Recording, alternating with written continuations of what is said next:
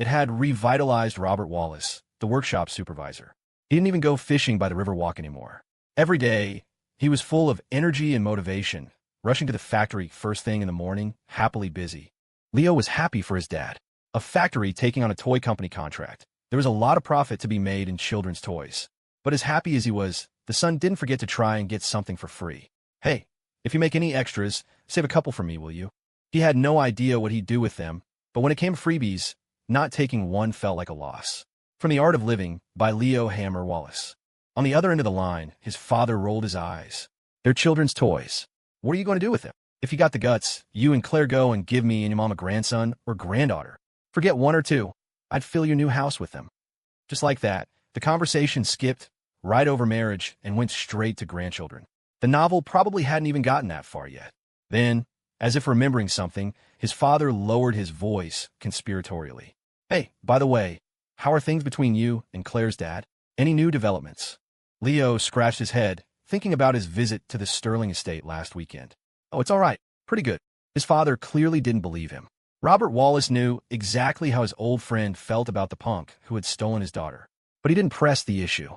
He just instructed his son, "If you run into any trouble, just tell your dad. I'll handle it for you." His tone was suddenly heroic again, as if he was about to beat his chest in promise. Leo was baffled. He had no idea where his father's confidence was coming from. Listening to him, you'd think the chairman of Sterling Holdings was his subordinate. September 29th, Friday. After this last day of classes, the students of Berkeley would begin their week-long fall break. That morning, the girls from room 205 went to the new campus for their classes. In the afternoon, Leo, Marco, and the others from room 520 also went to the new campus for their major specific design class. A familiar design classroom. The familiar sight of the four beautiful girls from room 205 sitting neatly in the back row. The familiar design professor, one moment berating his own students for being hopeless, the next moment as warm and welcoming as a spring breeze when addressing Claire and her friends, full of praise. After class, the two groups of friends prepared to take the shuttle bus back to the old campus. The plan was to officially set off for Clear Creek Historic Town on October 1 SD. The day before, tomorrow, everyone would gather at the LNS house for a get-together and to finalize the details of the trip. So tonight, everyone would pack and get some groceries for tomorrow. Leo and Claire both had other things to do. They didn't take the shuttle with their roommates. The couple had to split up. One was heading to Sterling Holdings, the other was going to swing by Happy Nest, and then check in on Mako Entertainment. Claire didn't know her boyfriend had two companies to run. She only heard him mention Mako Entertainment. So they agreed that after she finished at Sterling Holdings, she would meet him there. "It's been a while since I've seen little Isabella and little Yvonne," said Comrade Bertha Sue. "I kind of miss them." Then she thought for a moment, looked down at her slender hands, and subconsciously clenched her fists, a thoughtful look on her face. "My fists are getting a little itchy, too. I guess seeing Wyatt at the punching bag would be fine." Leo readily nodded his support. "Sure, it's a good time for little Wyatt to pay his protection. Renew his monthly rescue subscription." Two taxis, one after the other, pulled up to the curb. The couple got into separate cars and headed to their different destinations. Leo arrived at the Happiness headquarters on Wanning Road. He went into the CEO's office to meet with David Chung and briefly discuss work.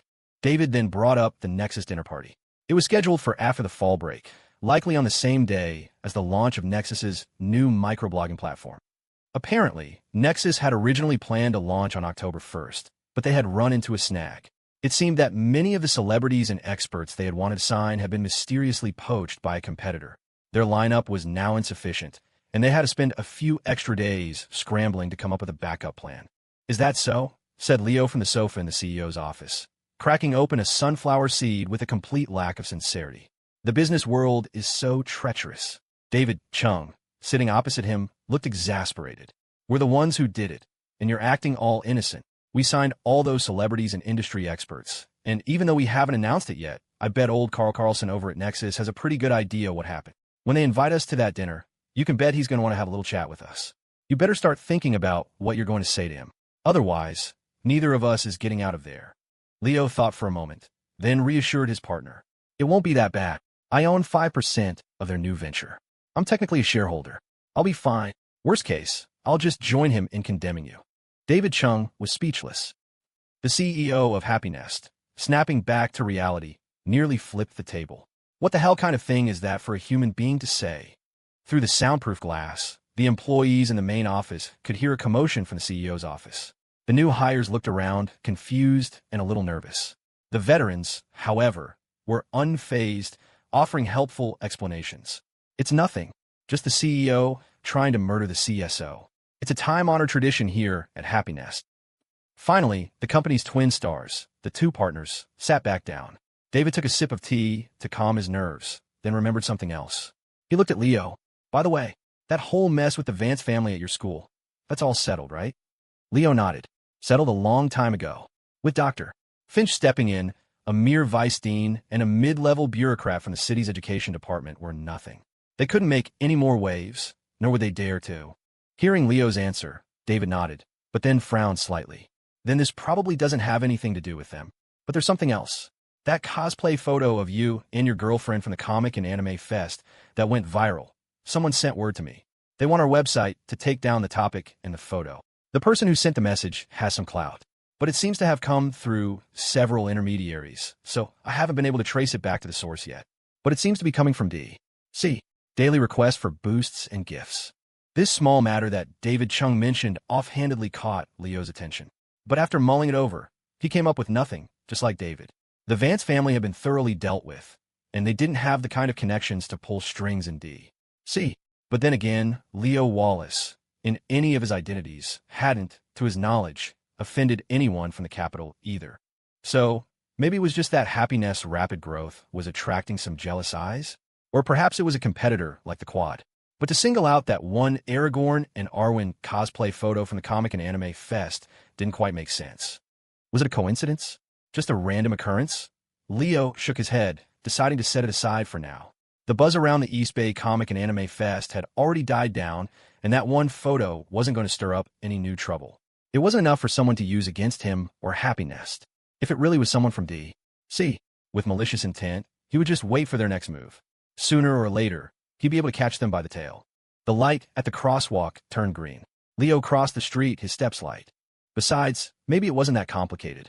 Maybe some jealous troll just couldn't stand seeing him and his girl looking so good as Aragorn and Arwen and decided to file a complaint out of pure spite. It was nothing to worry about. A short while later, he arrived at the Mako Entertainment building on Kongping Road. He had just gotten a call from his girlfriend. Claire had finished her work at Sterling Holdings and was on her way over in a cab. See, this was fate. The unspoken connection between a couple. A match made in heaven. Or why didn't any troll have to object? With that thought, his mood lifted even more. He hung up the phone and decided to wait downstairs instead of going straight up. A few moments later, a taxi pulled up to the curb. Claire paid the fare and was about to get out. Leo had already stepped forward, opening the car door for her like a true gentleman. He even thoughtfully placed a hand over the top of the doorframe to protect her head. Claire graciously accepted the service. After getting out, she smiled and leaned in close to her boyfriend. Leo Hammer Wallace, you're quite the gentleman today. Leo stood tall, as I should be. Anything for my wife. Then, the couple walked toward the building, holding hands and laughing. Left behind in the taxi, the driver, an older man who was as single as a reader of this novel, was completely stunned. He had just picked up a fare. The customers were nice. They paid, and even threw in a free dose of PDA. The couple went upstairs and entered the Mako Entertainment office. In the main hall, the employees from the tech and art departments were hard at work. People were bustling back and forth, holding sketches or project schedules. Yvonne Moreau, now the head of the coordinating department, stood at her workstation.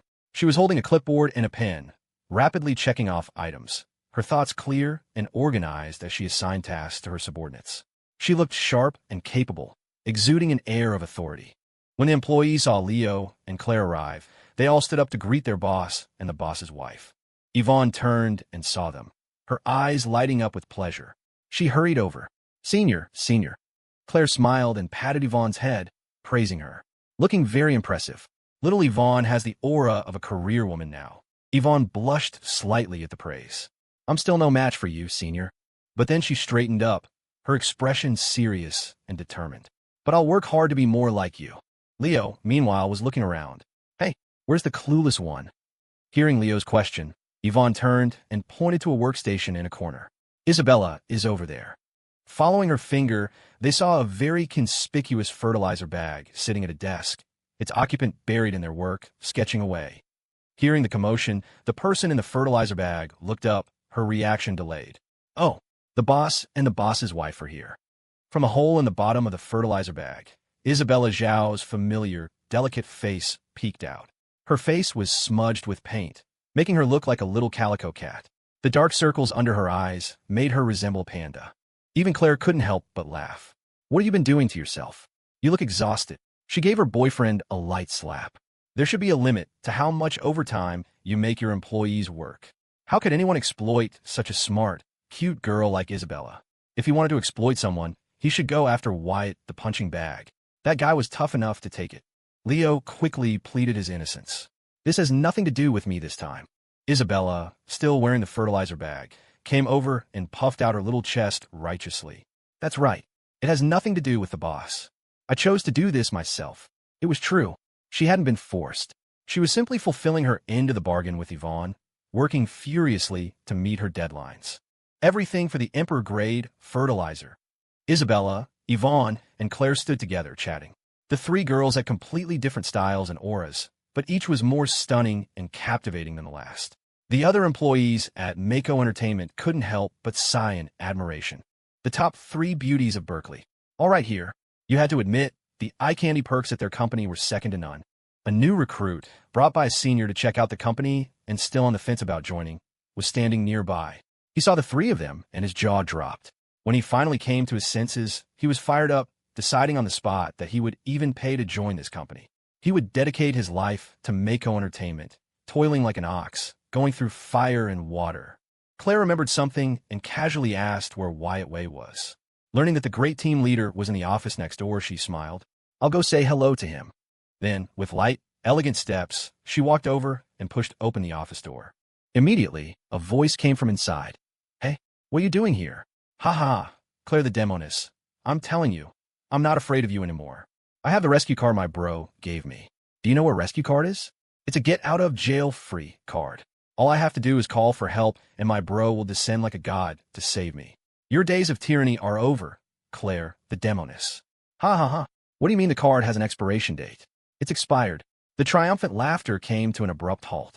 The next second was the terrified, soul-shattering cry of the third-generation heir of the Wei family. Don't come over here. Bro, help me. Help. I want to subscribe to the monthly plan. A series of clangs and bangs echoed from within the office. The employees in the main hall were completely baffled. Leo, his expression unchanged, waved a hand at everyone. It's nothing. You all carry on with your work. I'm just going in to discuss a project with little Wyatt. Then he too casually pushed open the door to the team leader's office. Everyone was still confused, question marks floating above their heads.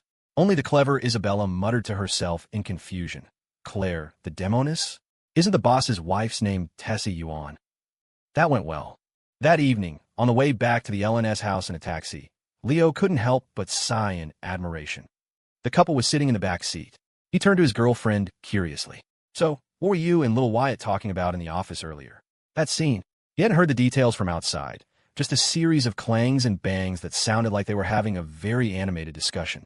When he had pushed the door open, the third-generation heir of the Wei family had pounced on him like he was a savior. Without a second thought, he had pulled out his wallet, frantically trying to subscribe to the monthly plan. He didn't even ask about the price, as if he was afraid that if he were a second too slow, a certain demoness would take his life. Claire shrugged, her tone nonchalant. Nothing much. The conversation wasn't going smoothly, so we continued it. Physically, a physical conversation. In short, therapy. It wasn't that Miss Sterling got an itch to beat up her childhood friend the moment she saw him. When she had walked into the office, she had casually asked, "Haven't been in touch with Annie Cakes lately?" To which Wyatt had replied with a breezy, "Of course not." And then came his signature, melancholic line. "I told you, my life is fated to be like walking on thin ice. I don't know when I'll ever reach the other side, so you don't have to worry about me." A faint, self-deprecating coolness. A detached indifference, as if he had seen through the ways of the world. Coming from the esteemed third-generation heir of the Wei family, anyone else would have been moved, would have sighed, and given up trying to persuade him. The sole exception was his childhood friend, Miss Sterling.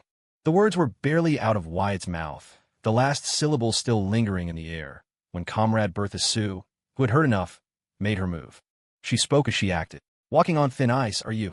Can't reach the other side, can you? Then don't bother walking. I'll do you a favor and put you out of your misery right now." Before Wyatt could react, he was on the receiving end of a familiar round of physical education from his childhood friend. It couldn't be helped. They knew each other too well. In front of Miss Sterling, all forms of melodrama and self-pity were forbidden. Can't figure it out? A good beating will help you see clearly. Still can't figure it out? Another beating it is. Of course, Claire didn't share these details with Leo. She simply brushed it off with a casual physical conversation. She had to maintain her gentle image in front of her boyfriend, after all. Leo nodded in understanding. Reasonable. As everyone knew, his girl was always generous, kind, and gentle. But a lesson was a lesson. Claire was still quite concerned about her friend. Thinking about it now, she mentioned to Leo, "By the way, for the get-together at our place tomorrow, I invited Wyatt the punching bag to come too." Leo nodded, having no objections. "Sure, it's the fall break. The more the merrier." Then he thought of something and reached for his phone. "It's been a while since I've seen Annie Cakes. I'll invite her too." Claire smiled, waving her own phone at Leo. "Don't worry, I already did." The fall break started on Saturday, September 30th. Leo and the others had planned their trip to Clear Creek Historic Town for October 1st. So, they had all of tomorrow, Saturday, free. As the hosts of the Singles Slaughterhouse, since they were having a party, they decided to go big. Besides their roommates from room 205 and room 520, they also invited Lily Lou. They even extended an invitation to Clark Sterling, a senior who was about to graduate and had nothing better to do. Wyatt Way and Anna were on the list too. But that wasn't enough. Yvonne Moreau, who had been to the LNS house once before, was also invited. And since Yvonne was coming, the #1 workhorse of Mako Entertainment, Isabella Zhao, couldn't be left out. You had to admit, the great-it girl had been toiling away at Mako for half a year, ruthlessly exploited by the heartless capitalists, and she hadn't even been invited to the LNS house once. That really wasn't right. His core employees had been working hard lately. It was time to reward them. Invite them. We have to invite them. Invite everyone. Leo made the final decision. And just like that, the guest list for tomorrow's party at the LNS house was finalized. A quick count was startling. A total of 14 people. 6 guys and 8 girls. And that was with Kevin Zhao and Tessie Yuan being in Portland, only joining the main group for the trip to Clear Creek Historic Town. Otherwise, there would be 2 more people at the LNS house. Even Leo, a seasoned pro at cooking for large groups, couldn't help but gasp. Good grief. Cooking for 14 people. Tomorrow, his spatula was going to be smoking. As he spoke, the couple had already gotten out of the taxi in front of the LNS house and were walking inside. Claire, hearing him, nodded in realization and offered a thoughtful suggestion. "Well, why don't I help you?" Leo froze. A second later, he was waving his hands frantically. No, I can handle it myself." Claire frowned. "But you'll be so tired cooking for that many people by yourself." "I should help." Leo shook his head like a drum. "No, really, you don't have to. You just focus on looking beautiful. The kitchen is too smoky. I'd feel bad if you went in there." Claire was about to say more, but Leo cut her off. "All right, that's settled. The night is young. Let's go. Time for more important business." Ha ha ha. As he spoke, he swept her up into his arms, effectively cutting her off, and rushed upstairs. Tonight, he would risk life and limb to extinguish any notion Comrade Bertha Sue had of helping in the kitchen. Who dared to call him Leo Hammer Wallace, a heartless schemer? For the sake of everyone's survival tomorrow, he was going all out tonight. The next day, Saturday morning, the friends from room 520 and room 205 were the first to arrive. They came laden with bags, luggage, and groceries. They would spend the day at the LNS house, planning their trip, have a party, stay the night, and then head out together first thing in the morning. The doorbell rang. The parrot, reasonable, expertly answered the door. As they entered, the 2 groups of roommates were unfazed. In a single slaughterhouse, anything could happen. A parrot answering the door was perfectly reasonable. The hosts were nowhere to be seen. Quinn Liu, Marco Shaw, and the others were curious and casually asked reasonable, "Where are your king dad and queen mom?" The parrot seemed to remember something. He shivered, flapped his wings twice, looking as if he were reliving a nightmare. Battle, carnage. Everyone was confused. Then they saw Claire, fresh from her morning routine, gracefully descending the stairs. She looked refreshed and radiant. The girls from room 205 greeted her happily, swarming around her and chattering excitedly. Marco, Leon, and Dylan looked around. "Where's our number 3? They turned their heads. They saw the male host of the Singles Slaughterhouse also coming down the stairs. They were about to greet him happily, but then they were shocked. "Holy shit, number 3, what happened to you? Is your back okay?" Then they started offering heartfelt advice. "Even if you're young and strong, You need to exercise some restraint. Leo came down the stairs, clutching his back, and rolled his eyes at his roommates. I did it to save your worthless lives. At first, the guys from room 520 were confused by Leo's statement. Then Leo explained succinctly Claire was planning on helping with the cooking today. Instantly, his roommates understood and broke out in a cold sweat. Then they patted their chests in relief, thankful to have escaped a near-death experience. When they looked at Leo again, Marco and the others were practically moved to tears. Number 3. You are our hero. They helped their hero to the sofa, rubbing his shoulders, massaging his back, and showering him with concern. Leon, making a great sacrifice, offered up a large slab of his homemade date cakes, earnestly telling Leo to eat up and replenish his energy. On the other side of the room, the girls from room 205 were puzzled by the boys' behavior. Hey, what are they doing? Quinn Lu pursed her lips and commented. Who knows? Boys, their brains have never been wired the same as ours. Molly Tang, however, looked at Claire with surprise. Claire, you're looking especially good today. You're even more radiant than usual. What's your secret? Claire stretched lazily, the graceful arc of her body momentarily stunning her friends. Then she smiled at them. Nothing much. I just slept well. Molly and Quinn exchanged a skeptical glance. Jay Jiang, however, looked at Claire closely, adjusted the black-rimmed glasses on her nose, a glint of wisdom flashing behind the lenses. Slept well, or ate well. Molly and Quinn froze, then it dawned on them. They immediately surrounded Claire, teasing her playfully. The girls' side of the room was filled with laughter, light and cheerful, their conversation venturing into territory that would make most guys blush. The boys were still fawning over their hero. Knowing that Leo would be cooking lunch by himself, Marco, Leon, and Dylan immediately volunteered. I'll help. Me too. Number 3 was busy last night. You take a break today, we'll handle the grunt work. The brotherhood in room 520 was strong. They were good friends. Leo nodded, touched. Then he decisively rejected their offer. Forget it. The 3 of you aren't much better in the kitchen. If you do it, we still won't have anything to eat for lunch. Then he gave his 3 roommates a task. You didn't bring enough groceries. Just help me run to the supermarket and pick up some more. Marco, Leon, and Dylan were taken aback. Not enough. We bought a lot, even more than we did for the last get-together. Then Leo explained that there would be more people at today's party. A full 14 of them. 14. There are 8 of us, plus Wyatt, Annie Cakes, Lily. Oh, and Yvonne. Marco counted on his fingers, then looked up puzzled. That's only 12. Are there 2 new guests? Leo nodded. One is Isabella Zhao. The other is Clark Sterling. He's Claire's distant cousin, a senior at East Bay Polytechnic. He's free for the break, so he's joining us. He didn't even need to finish the second half of the sentence. The first half had already captured the full attention of Marco, Leon, and Dylan. What? Isabella. Isabella Zhao. The girl of the arts department, Isabella Zhao. It wasn't that Leo had intentionally hidden it. He just hadn't thought it was a big deal and had forgotten to mention it to his roommates. Although Marco and the others knew Leo had started Mako Entertainment and was making the Battle Through the Heavens browser game, they had no idea that the head of the art department was the one and only Isabella Zhao. They hadn't paid much attention to the recent campus rumors either, so this was the first they were hearing of it. After learning the truth, the 3 guys from room 520 stared, wide-eyed. Holy shit, Isabella Zhao is coming too. Bertha, Annie Cakes, Lily, Yvonne, and now Isabella. Is this some kind of Berkeley Top Beauties convention?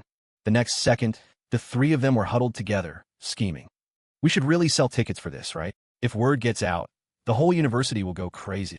The trio from room 520, while discussing their future ticket-selling business, headed out to the supermarket. Not long after, Lily Lou arrived at the single slaughterhouse, with Clark Sterling in tow. She entered the house like she owned the place, greeted Leo and Claire, and casually explained, I just saw your cousin wandering around the entrance of the complex, looking lost. So I brought him along. Clark smiled shyly. Yes, thanks to Miss Lou. The distant branch family member of the Sterlings, who had once played the role of helpful guide for Leo at the Sterling estate, was now, by a twist of fate, the one being guided. A little while later, Yvonne Moreau and Isabella Zhao arrived. It was her first time visiting the single slaughterhouse, her first time being a guest at the boss and boss's wife's home. Isabella was glowing, her vanity meter cranked to the max. I'm a guest at the boss and boss's wife's house. Not just any employee gets this kind of treatment. Yvonne, you're lucky you came with me, she boasted her junior. Yvonne corrected her earnestly.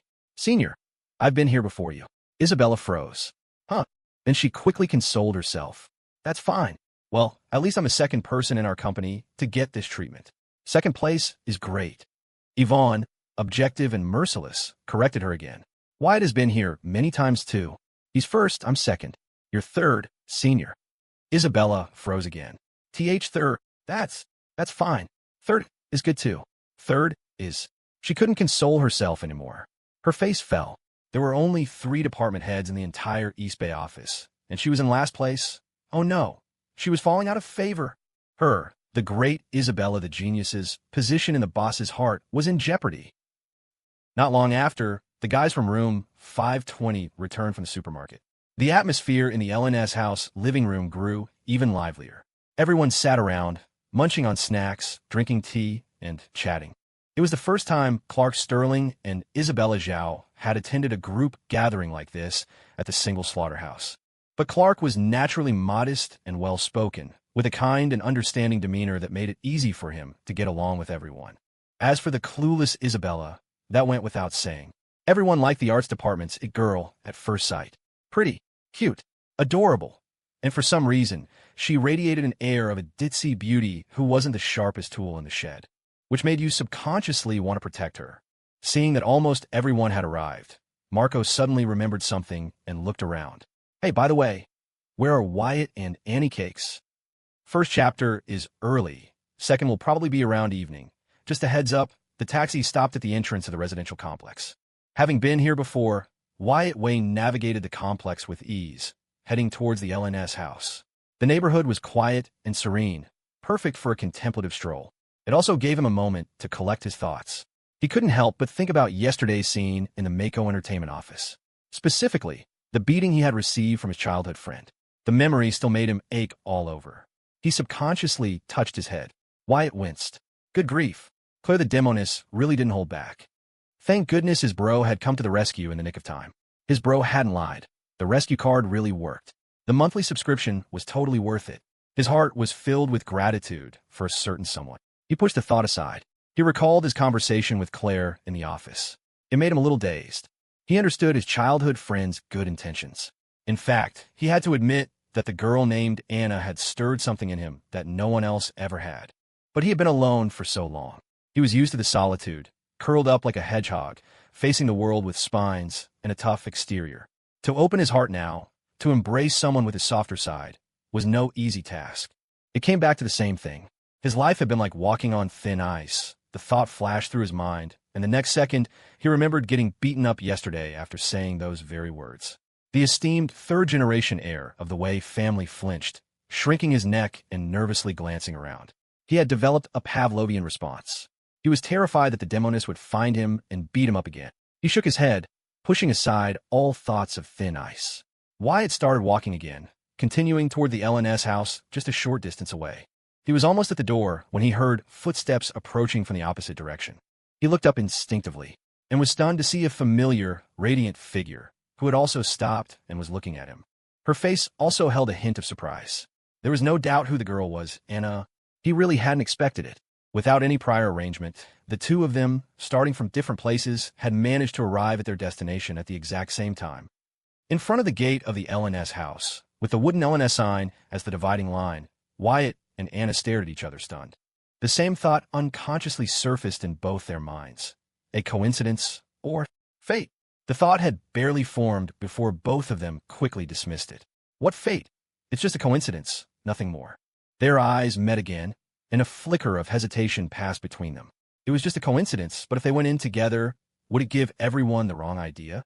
Maybe. They should go in separately, one first and the other a little later. But that thought was also quickly dismissed. That wouldn't be right either. It would look too deliberate, as if they had something to hide. Something to hide? What a joke. Wyatt Way/she, Anna, had a clear conscience. What was wrong with walking in together? They had nothing to feel guilty about, so they weren't afraid of any gossip. Having made up their minds, the third-generation heir of the Way family took a deep breath, looked up at the girl opposite him, and broke into a radiant smile. Yo, Annie Cakes.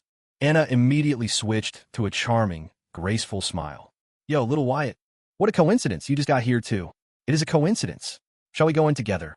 Let's go. The coincidentally arrived duo with their clear consciences, walked into the courtyard side by side, chatting and laughing.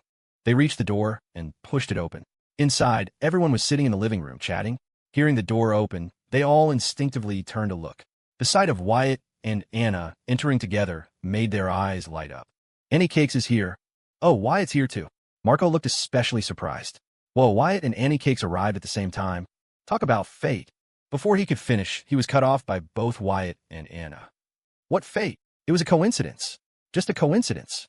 Their tone was firm, without a hint of hesitation. Everyone in the living room was confused.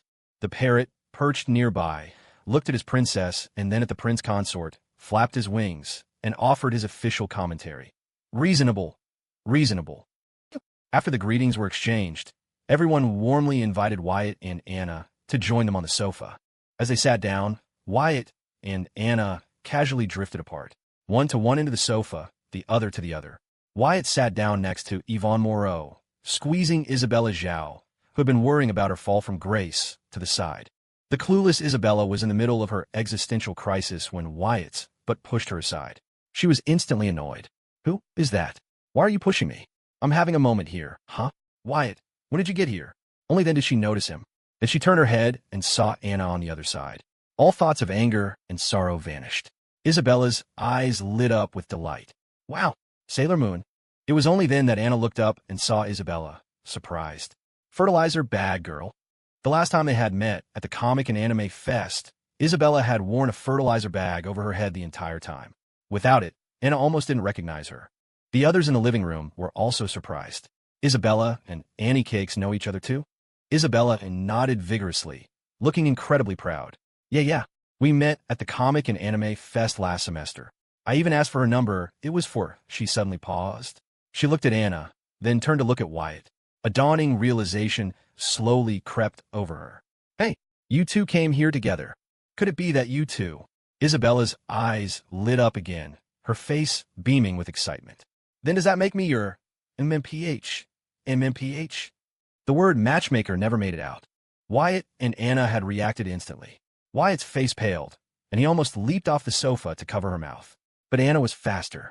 She had already clamped a hand over Isabella's mouth, stuffing the words back down her throat. Everyone else? ? Anna, while keeping a firm grip on Isabella's mouth, offered a strained smile to the bewildered group. Ha, it's nothing. She was going to say good friend. She's a good friend of mine and Wyatt's. Wyatt, wiping sweat from his brow, quickly chimed in. Right. Good friends. Ha. Although everyone was still confused, they didn't press the issue. Anna, still holding Isabella, pulled her over to another sofa and quickly changed the subject. Hey, by the way, where are my brother and sister-in-law? Quinn Lu casually replied. Claire went to the pantry to get some drinks, and Leo is probably in the kitchen prepping for lunch. Anna nodded in understanding, then waved a hand cheerfully. Never mind them. Let's talk about us. Hey, what were you guys talking about just now? Any good stories? Tell me.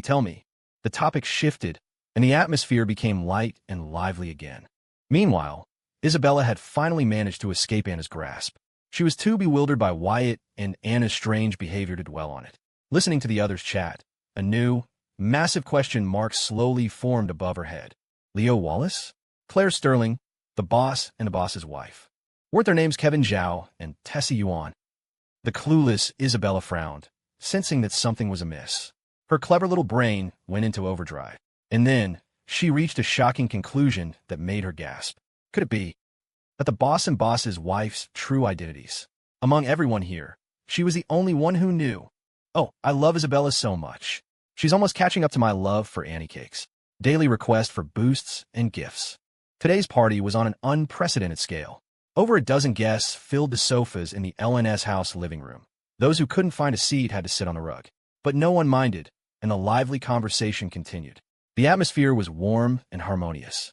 Even Wyatt and Anna, the two with guilty consciences, the two with clear consciences, were acting perfectly natural, chatting and laughing with everyone else. Only Isabella Zhao, who usually loved being the center of attention, was too distracted to join in. Her mind was in turmoil. She felt like she had stumbled upon a massive secret that only she knew. An entire single slaughterhouse. Out of more than a dozen people, the only one who knew the true identities of the boss and the boss's wife was her, Isabella Zhao. Everyone else was in the dark, and she alone was enlightened. But the discovery was so shocking that it left her uncertain, wondering if she had gotten something wrong. She couldn't sit still. The next moment, she shot to her feet. In the kitchen, Leo was skillfully washing and preparing vegetables at the counter. Cooking for over a dozen people required a lot of prep work. He was busy when a head suddenly peeked out from behind the sliding kitchen door. Boss. Leo turned around to see Isabella, slightly surprised. What are you doing? Why are you being so sneaky? Isabella tiptoed over, glancing back at the living room to make sure no one was looking before she breathed a sigh of relief. Then she whispered to Leo, Boss. They all seem to think your name is Leo Wallace. How come I'm the only one who knows your name is Kevin Zhao? Leo paused. He looked at his number one employee. She was staring at him with wide, expectant eyes, her little face radiating a pure thirst for knowledge. It was almost cruel to deceive her. So, the next second, he said without batting an eye, you're the only one who knows about this. He patted his top employee on the shoulder, his tone solemn. Out of all these people, you're the only one I trust. You have to keep it a secret. Isabella was stunned. When she came to her senses, she was deeply moved. She snapped to attention, her chest puffed out with pride. Don't worry, boss. I promise. I won't let you down. Then she turned and marched out, practically glowing. Just as Isabella left, Claire came in. She had just finished handing out drinks in the living room and had come to check on her boyfriend. She asked casually, what did Isabella want? Leo briefly explained the situation to his girlfriend. Claire almost burst out laughing. She struggled to stifle her laughter so it wouldn't carry into the living room. After composing herself, she looked at Leo. Was she always this dumb, even when you first met her? When he first met her, Leo thought back. He vaguely remembered that the first time he saw Isabella, she had a simple, pure aura with eyes like a painting. He couldn't remember the details clearly. The most memorable thing about her was how fragile she was and easy to trick. He had tripped her, and she had thanked him for it. He snapped out of his reverie and nodded firmly. Yeah, she was just as dumb back then. Then he sighed. What if someone takes advantage of her being so dumb? His girlfriend shot him a playful glare. You're the one who tricks her the most, Kevin Zhao. Leo clasped his hands together in a mock bow. Likewise, Tessie Yuan. Back in the living room, everyone was still chatting and laughing. Wyatt made an excuse to go to the drink station for some water. In reality, while sitting on the sofa, though he appeared nonchalant, his thoughts kept drifting uncontrollably toward a certain girl sitting across from him. He had almost been caught staring and had made a hasty retreat. He took a sip of water, trying to compose himself, but his thoughts still drifted back to the living room. The next second, a sneaky Isabella popped her head out from the side. Hi. Wyatt jumped, nearly spitting out his water. He coughed for a while. What are you doing? Isabella looked around cautiously to make sure no one was listening, then leaned in close. I have a big secret, but I can't tell you. Wyatt rolled his eyes. Then what's the point? Just keep it to yourself. Isabella was conflicted. The news was too explosive, and her heart was still pounding. Falling out of favor? What a joke. The boss was showering her with his exclusive trust. She was so flattered she was practically trembling. She couldn't hold it in any longer. She had to share it with someone, but she didn't want to betray the boss's unique trust in her. Finally, she lowered her voice and whispered to Wyatt, let me tell you something. The boss trusts and values me more than anyone. Wyatt stared at her. Question mark. He looked at Isabella as if she were crazy. Isabella became agitated. I'm telling the truth. I'm not lying. Wyatt couldn't be bothered to listen. He had his own problems to deal with. He offered a half-hearted reply. Right. He values you. He really values you. Congratulations. Then he took his glass and headed back to the living room. Isabella tried to call him back. Hey, but she didn't dare to shout, so she could only mutter under her breath at his retreating back, choosing girls over bros. I hope you never find a wife. Wyatt was gone. She had no one to share her secret with. Isabella was still bursting to tell someone. She looked around and saw the parrot, reasonable, happily munching on his food in his cage. She sidled up to him. Hey, let me tell you something. I'm the boss's most valued general. Reasonable looked up from his food, giving Isabella a disdainful glance. He flapped his wings and declared proudly, I'm the crown prince. Isabella stared. Question mark.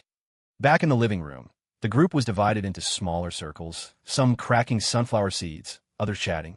Marco, Leon, Molly, and Jade started a game of cards. Lily Lou, learning that Clark was Claire's cousin, was intrigued and started asking him for stories. Everyone had someone to talk to or something to do. Wyatt and Anna weren't idle either. While pretending to casually avoid eye contact, they both struck up conversations with the people next to them, appearing perfectly at ease. Wyatt was talking to Yvonne about work at Mako Entertainment. He seemed to be passionately discussing business, but Yvonne, after listening for a while, looked confused. Senior, didn't we already finish all of this? This is all nonsense. On the other side, Anna was also chatting with the person next to her. Though her mind was elsewhere, she was all enthusiasm. Ah, Dylan, that's hilarious. So funny. Ah. She laughed heartily while slapping Dylan on the shoulder. Dylan swayed like a candle in the wind under Anna's powerful slaps, trembling, small, and helpless. He hadn't even said anything. The scene was both harmonious and chaotic, a joyful, abstract mess. Claire emerged from the kitchen, saw the scene, and picked up her camera. She smiled at the group. Look this way, everyone turned. Claire pressed the shutter. Click. A perfect shot. After taking the photo, Claire joined the others in the living room. As a lady of the house made her entrance, everyone greeted her warmly. Anna was especially excited, waving her over. Sister-in-law, sit with me. Gosh, it's been over a month. I've missed you so much. Claire naturally obliged, smiling as she sat down next to her best friend and sister-in-law. The two of them began to chat affectionately. Claire asked about Anna's recent work situation. Anna launched into a tirade about how the company was inhumane and the big boss was even worse. As she was venting, Wyatt, sitting on the opposite sofa, let out a series of sneezes, completely baffled. What's going on? Yvonne, sitting next to him, scooted away. Senior, do you have a cold? Don't infect me. I have a lot of work to do at the company and can't afford to get sick. Wyatt was speechless. You and Isabella really should be sisters. As everyone was chatting, the sound of a knife chopping on a cutting board and the sizzle of oil in a pan drifted from the kitchen. The great chef Leo had begun his work. The group in the living room, a useless bunch who couldn't help in the kitchen, could only clasp their hands together and practice praise upon hearing the sounds. Praise be to the god of food. Speaking of cooking, Yvonne perked up slightly and turned to Claire. Senior Claire, are you not cooking today either? She had missed out on trying Claire's cooking last time, and she still hadn't forgotten about it. The words had barely left her mouth when Quinn, Molly, and the others, their faces paling in horror, leaped over and clamped a hand over Yvonne's mouth. Don't. Oh, Claire's already so tired just chatting with us. We can leave the cooking to Leo, huh? Yvonne still looked a little disappointed. All right, but Senior Claire's cookies were so good, I wanted to try something else. Just then, Isabella returned to the living room. Hearing the topic, her eyes lit up, and she enthusiastically raised her hand. Yeah, I've never seen the boss's wife cook either. I want to try it too. One was a bizarre prodigy. The other was simply an uninformed soul walking into a death trap. Fortunately, just as she spoke, the parrot came flapping over in a hurry and smacked Isabella on the head with its wing. Try my ass. No, you don't. No, you don't. Seeing her senior being bullied, Yvonne rolled up her sleeves, ready to teach the parrot a lesson. But before she could, Isabella quickly stopped her. Yvonne, what are you doing? You can't hit him. Then she leaned in close to Yvonne and whispered a great secret. You can't offend this one. He's the crown prince. Ultimately, the group couldn't bear to let Chef Leo toil away alone. After much deliberation, Clark Sterling raised his hand. I'll go help. I know a little about cooking. I got my level 3 chef certification before. I was too young, otherwise I could have gone for level 2. His slightly shy, humble words stunned everyone in the living room into respectful silence. Holy crap. Clark is that amazing.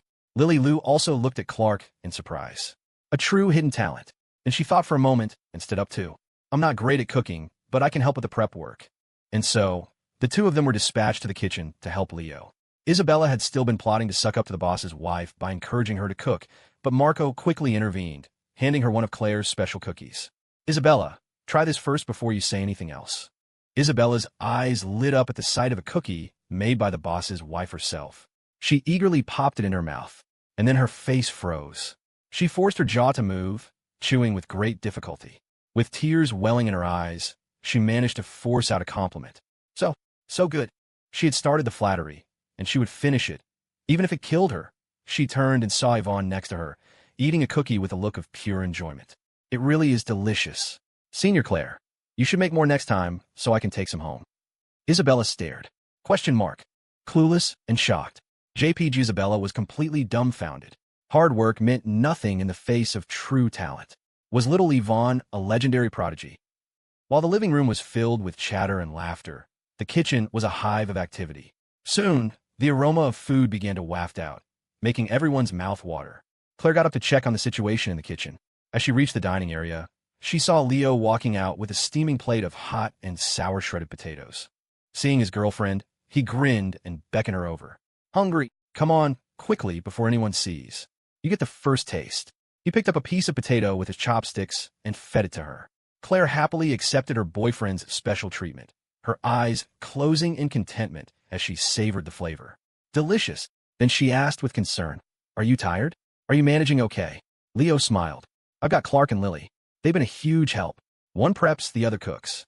They work really well together. I feel like they don't even need me." Then he had a thought. "Hey, what if the two of them?" Claire's eyebrows rose with interest. "What if?" Leo was excited. "What if they teamed up and opened a restaurant? They make a fortune." Claire couldn't help but laugh, and she playfully tapped him on the head. "All you think about is money." Confirmed. Her boyfriend was still the same clueless guy. But she glanced toward the kitchen, then back toward the living room. A smile played on her lips. "The single slaughterhouse. Maybe we should rename it the Love Apartment. It might be more fitting." At 12 noon, the meal was ready. The table was laden with a sumptuous feast, steaming and fragrant, a sight to behold. Everyone sat down at the table. Before digging in, they clasped their hands together in practiced praise. This time, the praise had 2 extra lines. "Praise be to the God of food. Praise be to Clark. Praise be to Lily." Then they eagerly dug in, eating with gusto. The long dining table was packed with over a dozen people. If someone couldn't reach a dish on the other end, their neighbor would help them. Leo and Claire sat together, and Leo, of course, dutifully served his girlfriend, placing food in her bowl. This drew a round of teasing and envious sighs from the others, who then began to imitate him. By chance or by design, Wyatt and Anna had been seated next to each other at the end of the table. Despite sitting side by side, they both acted perfectly natural. Anna was all smiles, casually piling food onto Dylan's plate, who was sitting on her other side. "Here, Dylan, try this. And this." In moments, Dylan's plate was a mountain of food. But Anna hadn't been paying attention to what she was grabbing. She had piled his plate high with chili peppers, ginger, and garlic cloves. Not a single main course in sight. Dylan was stunned, his mouth trembling as he tried to speak. Finally, he resigned himself to his fate and began to eat. Wyatt also played the part of a gentleman, busy serving Yvonne on his other side. "Yvonne, you should try this. You've been working so hard lately, you need to eat up. Ha ha ha, don't be shy with me. Eat more." Yvonne looked at Wyatt confused. She tried to recall his strange behavior today. First, he had tried to strike up a conversation with her, rambling on about nothing. Now this uncharacteristically attentive serving. A familiar theory began to form in her mind. But the last time she had come to such a conclusion, it had ended in disaster. This time, she had to be more careful. So, she turned to Isabella and whispered, her tone cautious and uncertain. "Senior, Wyatt, does he kind of like me?" Isabella stared. Question mark. The dining table was a scene of lively chaos when a knock came from the front door. Everyone looked over as the door opened. "Mr." Chien's head peeked in. He glanced around and grinned. "Yo, quite the party. Having lunch? Mind if I join?" And so, the party's liveliness index increased by 1. Daily request for boosts and gifts.